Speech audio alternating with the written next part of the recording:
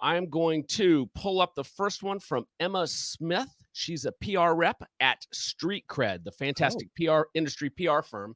And this really wasn't so much of her thought leadership as something she posted about from Future Proof. And she was at a session where apparently Kitsis was talking, and he talked about the idea that good old fashioned direct mail marketing still works. Now, Emma's young to be posting things like that. You and I aren't young. We remember when direct mail definitely worked. Here's the question, Matt. Does it still work today? Everything old is new again, brother. We've been around this sun enough times. What I always love and why this is such a wonderful tweet is it fell out of favor. And just like Warren Buffett says, hey, when everybody else is running away, that's when you need to get in, right? So I've done a couple of conferences. I did the Host University at White Glove a couple of weeks ago too in Detroit. They were talking about direct mail too, and how the receptiveness of direct mail again has gotten, but you got to get in there and you got to do it now, because in 6-9 months, all of the advisors are going to be doing it again. And then you're just going to be contributing to the noise. But that's fascinating that probably a millennial PR expert is talking about this. And Jay, you and I talk about this all the time, brother. Yep. It's not an or anymore. It's an and. That's right. right. You have to have multi-pronged marketing approaches for it to truly be successful. What did you think about this, dude? This was first brought to my attention that this was working again about months ago. And I didn't really believe it, except I was getting this information from really good marketers and they were getting results. So I kept digging and poking around it. Most of my network isn't going to do direct mail marketing. It's just where they are in their career. Right. But there are people getting results with direct mail. So I think you and I should bring somebody on who's an expert at direct mail marketing and go deep on it, like we're going to with Angel in a little bit in email marketing. All right. Next tweet comes from this guy with a beard.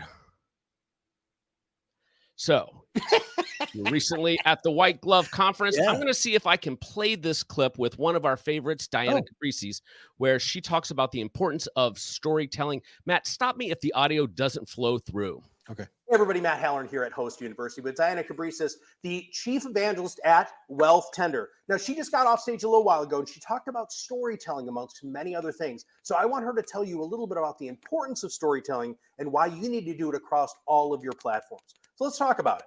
So in the financial advisor space, it's very common for advisors to be talking about data and numbers, and this is important in the craft. Mm-hmm. However, 5% of people remember data, 63% of people remember stories. So I always like to say for advisors, if you want your clients to remember what you're saying, if you want them really to connect to it, to relate to it, and for your prospects, thinking about weaving in stories into that data. So don't just tell them that your clients had a specific ROI on a specific product, but explain to them how that made them feel.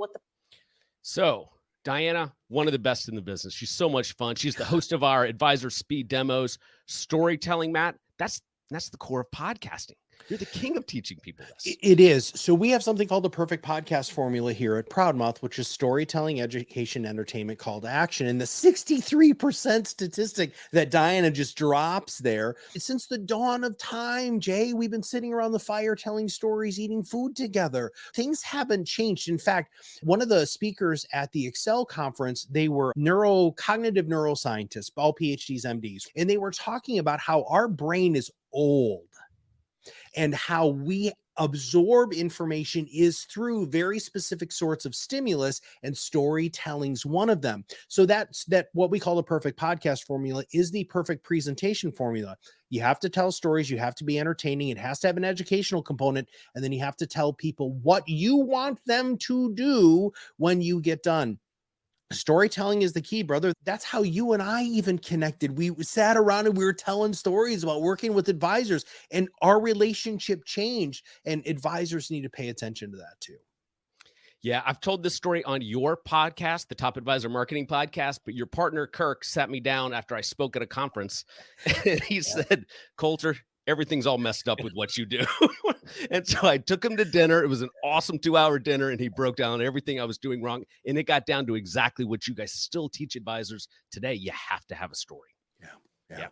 All right. Our next tweet comes from Emily Bender. She was on last time as well. One of the best marketers in the business. I really like this vertical clip that she produced, which, by the way, if you're marketing and not doing vertical clips, you're missing out. If you yourself don't really know a lot about marketing and you're thinking, I can do this, like I could throw up my own Google ads, I could hire a consultant for these things. If you don't have somebody internally really managing and quarterbacking that, it's going to be problematic and oftentimes good money after bad. What I've seen is people stacking tools and resources and thinking they're saving money, but ultimately it's more expensive. Because if you don't have that quarterback throwing the spiral, the team's like running around the field, but we don't even have a playbook. Not even a playbook. Somebody to quarterback it. Matt, how many times has somebody said, yeah, you know what? I would like to grow my business, but they don't have a plan and they don't have somebody to execute on it. What's your take? Yeah. So first off, I've said this to her face. I want to be her when I grow up. She is one of the most dynamic, one of the most intelligent people who I've met in many years. In how her brain works is fantastic. And this is a perfect example of it, Jay. First off, the cost of client acquisition is the actual part of the tweet, right? Which is fantastic. But Dan Sullivan has talked about this really for like about the past 5 years. He has this whole philosophy, which is who, not how. Right? Here's the deal. Everybody who's watching this, all of your clients, all of our clients, they could do all of it themselves. They're smart, right? They're smart people. But just because you're smart in one category doesn't mean you're going to be smart in other categories. Or you can be smart in the other categories, but that doesn't mean that you're good. I know how to throw a football, Jay. I do. Can't throw it as well. By the way, it was University of Michigan. She played there, which made me very happy. But the other thing too, about this whole idea is you have to have a plan. Well, when I was a practice management coach, one of the first things that we created was planners don't have plans. But you can't just have a plan for your financial planning practice. You have to have a plan for growth. You have to have a plan for communication. You have to plan for marketing. You have to have a plan for prospecting. You have to have a plan for your brand. You have to have a plan for your trading and all of that stuff. You have to have all of these plans. And the more definitive and specific you are about those plans, the more successful you're going to be. Yeah, and just 2 follow-on comments. Number 1, the advisor or firm has to have somebody to execute it. Yeah. You can't give it to the intern. You can't give it to the 23-year-old you just hired because they're on TikTok. It doesn't work that way. You have to have somebody to execute. And the second, did you notice the quality of video that Emily put out here? It had B-roll in there with the quarterback going down the field. It's got her logo in the upper left-hand corner. It's not just a hack cut that's put out on social media.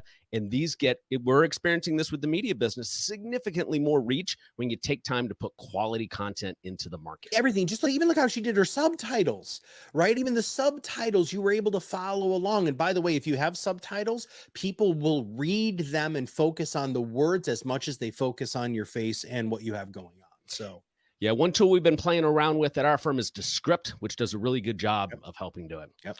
All right. Our last tweet comes from Stephanie Bogan. So I've never met Stephanie. I've seen her speak at a conference before. We've exchanged messages on Twitter. When advisors call me and they're looking for a coach and they want to see if my program would be a good fit, I tell them in the very beginning, chances are I'm not going to be a good fit, but we'll find the right home for you because you're not going to get results unless it's the right home. And Stephanie is somebody that I've been referring people to for years. She didn't even know it. And the reason is she's an advisor first coach, and she truly cares about the financial advisor and not just building her program. This tweet I thought was interesting. Matt, I'm going to read it. Really great marketing is about communicating this in as clear, concise, and compelling way as possible. I see you, I hear you, I understand you. Because if you do that right, the brain naturally tends to fill in, and I can help you. The idea of no selling, just serving. What's your take? I responded to this tweet because Steph, I'm so happy. I've spent a good amount of time with Stephanie for like last fall. Her and I were literally back to back at 3 different conferences. I spoke once and then she spoke and then she spoke and then I was right after her. And the fun part about it was I got to hang out with Stephanie after she was coming down from being on stage. So she was still really amped up. She has unbelievable energy. And honestly, I don't know for what she does as it's being such an advisor focused, growth minded coach. I don't know of anybody who's better. There are other coaches like you, and I know lots and lots of coaches. If you need a real business plan, Joe Lucas is the guy to go to. There's other people out there who are really great, but Stephanie's amazing. So let's talk about this. And my response to this tweet was very simple. Nobody wants to be sold to anymore. If you do it correctly, they come in pre-sold. People want to buy from you. And if you make it easy for them to buy from you, which we do not do in financial services, then what happens is you're not going to be talking to skeptics anymore. You're going to be talking to fans are pre-sold, and they're going to do exactly what you do with Stephanie, Jay. Stephanie doesn't know that you're referring business to her. I refer business to Stephanie because we're fans of Stephanie. That is truly what advisors want to get to. They want to get to that point where they're talking to pre-sold people who come in. The other issue with this, though, and I don't have an issue with what she said, but I have this issue with this kind of false fiduciary crap that people keep talking about, because I'm always going to do what's best for my clients. And they put that crap on their website. Listen, if you put that on your website, we always have our clients' best interests in mind, right? Oh my God, I immediately think you're a shyster, because you shouldn't say that. You should show that. And I think that's the other cool thing about what Stephanie's talking about there. The other thing that Stephanie talks a lot about, which is one of the reasons why her advisors grow so quickly. I'm going to be a minute on this, so I want you to be patient with me, Jay. One of the reasons why she is so successful and her advisors are so successful is because she teaches them how to be themselves and allow who they are to really come out in everything from trade communications to client communications, client events, right? How that you go out and market into the world. People are so tired of the flash, the glimmer, the show. They don't want the show. Who are you? And in fact, your top A+ clients, they love you. Now, are you a great advisor? Yeah, I'm just going to say probably, right? But what it is, it's the relationship. And so many advisors have kept that so tight for so long that they haven't actually given themselves the gift, because it's a gift. Jay, you and I talked about this when we started Proudmouth. And I remember after we rebranded, you're like, dude, wow, this is really different. And I said, look, I'm 50. I'm tired of being somebody else. And I brought this up before. We had a picture over here. And one of these days I'm going to bring this over here of when I was on Practice Makeover with Investment News. I look like a schmuck. I look like everybody else. I had a cropped beard. I'm wearing these little beady glasses. I got rings on and a ridiculous watch, a 3-piece or a 2-piece suit with cufflinks. I'm not that guy.